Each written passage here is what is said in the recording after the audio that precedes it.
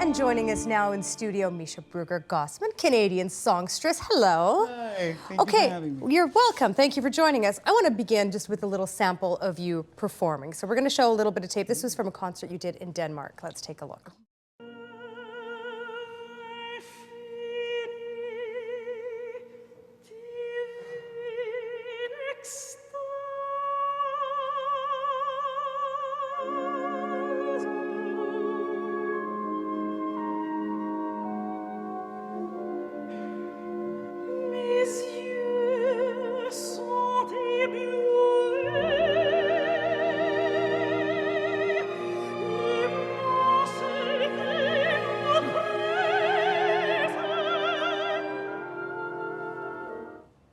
Okay, so that's the Measha Brueggergosman that we are sort of used to seeing. You know, the soprano with this lush orchestral accompaniment behind it.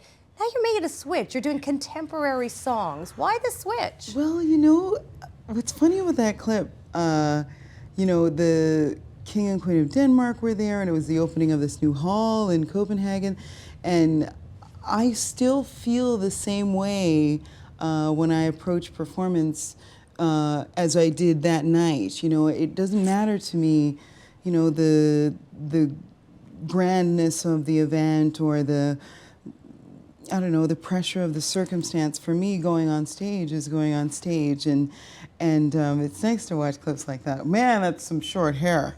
3 years ago, it took me a while. But I mean, the reality is, I mean, that's how most people know you. And now you've made this transition. You've released a record. I don't know, do we call them records anymore? Let's call them records. Records of contemporary music. So why the transition? Well, I think I just wanted to exercise another portion of what it means to be a singer.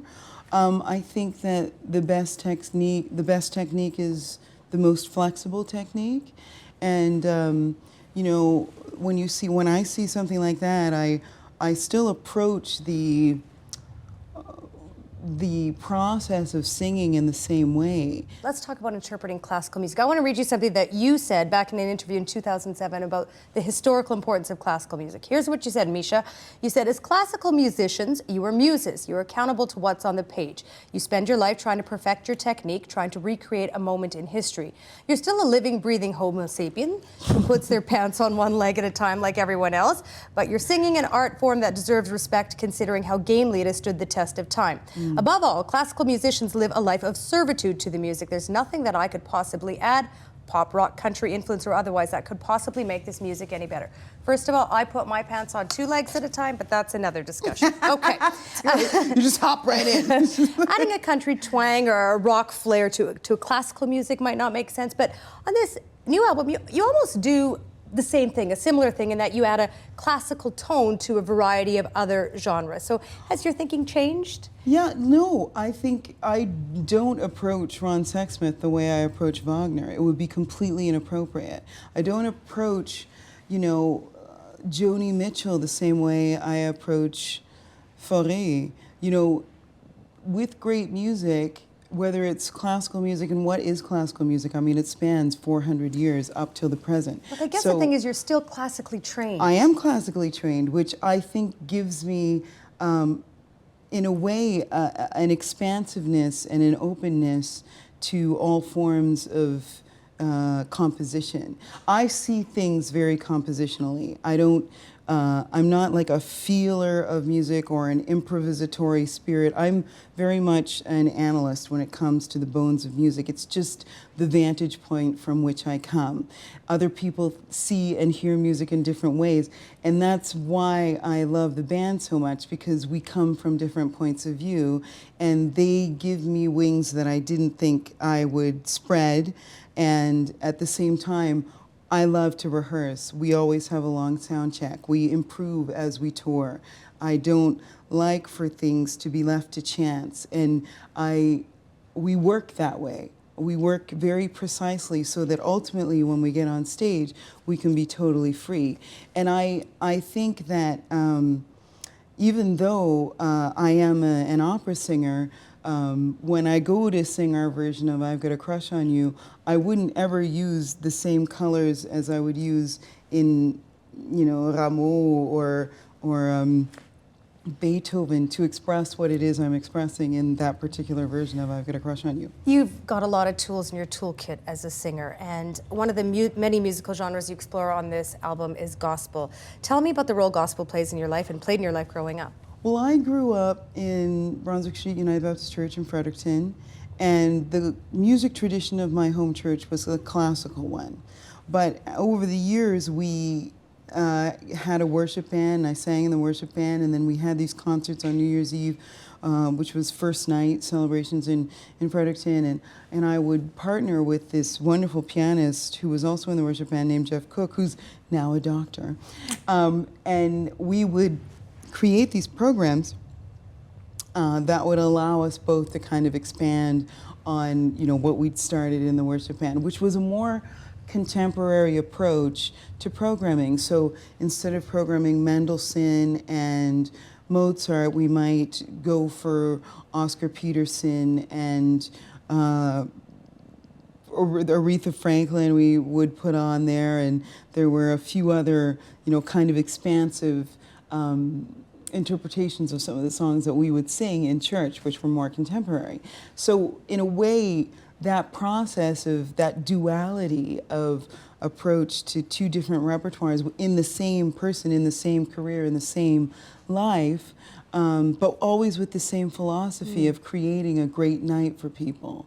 You know, for me, this album and the whole idea of expanding on an idea of what it means to be a singer or an artist is born out of, you know, that process that I started back in high school. Are you trying to show in this album that, listen, we don't just have to be one thing as a musician or as artist, that I can be many things? Well, you know, I also teach Bikram yoga and plan someday to run a triathlon. Like, there's no end to this life, and there's no limit on what you want to do in life. It's not necessarily about accomplishments, it's just about having a rich and varied life. And I'm rarely bored.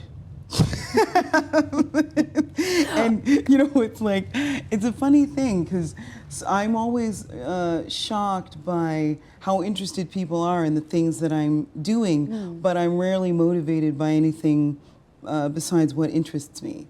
And all the tunes on this album interest me. So you got gospel on here, you have some Acadian music from your background in New Brunswick. Yeah. That's why you explored that, I'm guessing? Well, and that's also why Lenny Gallant's on there, right? When I thought of what was quintessentially maritime, you know, Lenny Gallant is, you know, one of these singer-songwriters that's been around forever. I kind of think of him as the maritime Ron Sexsmith. And he, you know, he is this traveling troubadour musician who's written countless songs and jam after jam. And I wanted to collaborate with him for a while. And I just thought, well, if ever there was a time, it would be, you know, on this album. And he wrote, you know, Tonight I Drive You Home, which is the, you know, the first-person perspective of a parent who's lost their child to a drunk driver, and he's also on Partant la mer est belle. And such a contribution kind of encapsulates Lenny's musical oeuvre, so to speak, because he is very much the bilingual artist. He is very much comfortable in both French and English and expressing himself in both cultures, which of course in New Brunswick, because it is the only officially bilingual province in all of Canada, is a very natural thing to do.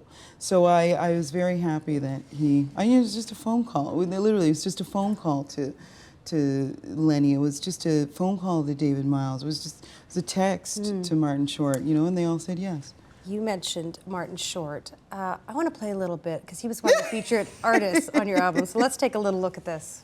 Don't you notice how hopelessly I'm lost? That's why I'm following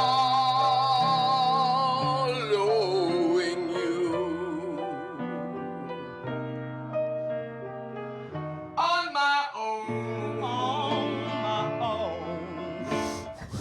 Okay, it's one thing to text a musician or put a phone call to Lenny Gallant, but on earth do you get Martin Short to come in and record a track with you on this? And I mean, not how did you get him? I mean, how did it come about? Why did you want to do it? Well, you know, I see him every week, right, on Canada's Got Talent. So we had been working together for a few weeks and had met, you know, in the summer. And so we'd been, you know, orbiting each other's planets, so to speak, for a while. And, you know, when I met him, I wasn't even thinking of doing an album. You know, I was in a very different place, and as the album took shape, which really was born out of these concerts that I decided to do in the Maritimes. You know, 3 at the Seahorse Tavern in Halifax and 2 at the Cedar Tree Cafe in Fredericton. And then the album kind of snowballed, and I thought of, you know, the dream team of people that I would love to see involved, and Martin Short makes the was dream in team? my life at the time. Martin is in my life, and he is a good friend and a generous guy, and it is really just the fact that he said yes. You know, you can ask the question, you can send out the feeler, you can do, you know, whatever to lay the groundwork for you know, a project that you'd like to see come to fruition, but ultimately the subject of your advances has to say yes. and he said yes. And I wasn't, pardon me, necessarily surprised, because Martin does have a gung-ho spirit. He does have a natural collaborative tendency, and, you know, and again, in the spirit of what is, I think, very traditionally Canadian, it was Does that come from about improv comedy? I mean, yeah, there's that, and he's been on Broadway numerous times, so I knew he sang, and I knew he loved to sing. There were enough nights around the piano at the hotel bar on the Canada's Got Talent tour for me to know that he loves to sing. okay, moving on from Martin Short's. You know, jazz and classical music are really polar opposites. If you think, well, if I think about it, jazz on the one hand is about, you know, improvisation, breaking rules that you've learned. Classical music's about discipline and study. And I appreciate that you've been saying that I like to play with all of them, but I'm just wondering, from a musician standpoint, how difficult was that transition? Well, you can't really drive a car off a cliff unless you have the right person behind the wheel. So I knew that if I was going to do something so different from the previous albums, that I had to surround myself with, you know, who I considered to be the best. And again, you know, I keep bringing up the band, but you can't embark, you know, you couldn't make an album like this with a band full of classical musicians. They just wouldn't have the same tendencies. They wouldn't make the same choices. It would have sounded completely different, and not what I would have been looking for at the time. I've made, you know, 6 solo classical albums and have loved every single one of them. And then it came time to do something that was just as beloved, but required a different set of personnel. And, you know, I can't stress enough that it has to be, you know, born out of a desire to serve the music. You know, you're not serving, I don't necessarily think that I would be serving, you know, Cole Porter by treating him how I treat Monteverdi. They weren't born in the same time. They didn't have the same instruments at their disposal. People were different. The sensibilities and the politics surrounding how their music came to be wasn't the same. It makes no sense to me. So in that way, I still very much feel like I take things into context as a classical musician and make my choices that way. But I think that when it comes to jazz and classical music, there's just as much discipline required. If you talk to true jazzers, and having gone to school, I went to school with Sarah Slean, and we were at U of T at the same time, and the jazz departments and the classical departments are in the same building, but very separate. And there was a similar sensibility, a similar rigidity in the jazz department when it came to the purity of the art form, as there was in the classical department. It's just, you know, we exist in classical music in very different halls and avenues, and we might, in a lot of ways, I do believe we serve the same clientele. You've been very public about your personal life in the last couple of years. It's been Yeah. difficult. You had major Yeah. heart surgery. You lost 2 babies. Yeah. I'm wondering, was the timing of doing a record, there's that word again, about jazz and blues, you know, almost the right time, in the sense that jazz is almost a vehicle to express raw emotion. Was this the right time for you to make this album, in that jazz meaning something more to you in the last few years? Well, I think that the album, because I had the time, because we had canceled my engagements because my husband and I were meant to be starting parenthood, and when that didn't work out, we took, yeah, a significant amount of time to grieve and continue to grieve. But there's also a moment where the dust settles and you're staring down the barrel of 7 months off. And I was doing, you know, the television show and thinking about other things that I needed to get in order. There were housekeeping items like making sure my accountant had everything and that my website was real in order. life. And yeah, joining Twitter, you know, like things like Joining that. Twitter on the to-do list, top of the list. You know, it's like, how can I get more involved? You know, and I just felt like once all of those ducks were in a row, it was almost like you needed a big project, because now you'd kind of oiled the machine that could potentially propel it forward. But why was that big project another opera album? Why not just do Well, one of those? classical albums are extremely expensive to make. And I knew that the album I was going to make was going to be with the people I wanted, when I wanted, and where I wanted, and that would probably mean I'd have to pay for it. So be it. You know, and I was not incomeless thanks to the show, right? So with that blessing, financially, I was, you know, able to fund a project that, you know, I was able to see from the very beginning to the very end. And, you know, it's interesting because, you know, I picked up the phone, I called Troy Arsenault at the Seahorse, who does all their programming, and I asked if they wanted to, you know, maybe do a concert, and they immediately said, yeah. I think they wondered, you know, where, you know, put me, really, who is this? You know, and I said, no, it's Measha. I really want to do a concert in a tavern in Halifax. And it, you know, sold out in 45 minutes, and then we added another one, and then we added a third one, and then we added the 2 concerts in Fredericton, and then we decided to set some mics up and see what we would get at the end of those 5 concerts. And then I started, you know, because I'm not gonna do anything small. You know, it's just not in my nature. I knocked on doors, and whichever ones opened, we walked through. And you know, the guy behind Calp Records, John Bartlett, is from Fredericton. I grew up with John at Brunswick Street Baptist, and I knew that despite the fact that his label is super tiny, I knew that that would be another experience for me, because I'd only ever been on big labels. So in a way, it granted me more access to the process, and it's been a crazy, varied journey, born out of, yeah, total loss and devastation, and you pray for a life that will support the peaks and the valleys, the extremes. You don't ever want to exist in a state of numbness or, you know, an incapacity to deal with either extreme, joy or, you know, loss. Somewhere in the middle. Yeah. We have about 5 minutes left, and I want to spend the last part of our conversation talking about Canadian classical music and culture and education. Yeah. So, in general, we've had a difficult time here in Canada retaining musicians. And in the past, you've said that there's a vibrant classical music culture in Canada. Yeah. What evidence do you have for that? Lay it on the table. Well, you know, we have 3 orchestras in Toronto alone. Montreal has 2, and a chamber, Les Violons du Roi. They have an incredible chamber orchestra.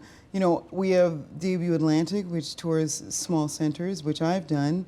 And with the tour that I'm on right now, attempt to reach the same centers, because, you know, coming from a small town, I was always grateful when artists would make us a stop on their tour. The other thing is, when you consider organizations like the Royal Conservatory and how they're mandate is to literally go into every community, large and small, in Canada and now beyond, and give them a musical education and develop music appreciation. Then they've also added on to that a program that I speak for called Learning Through the Arts, that seeks to teach artistic methods of learning in public schools. So math through poetry, or science through dance, or French through songwriting, these kinds of things.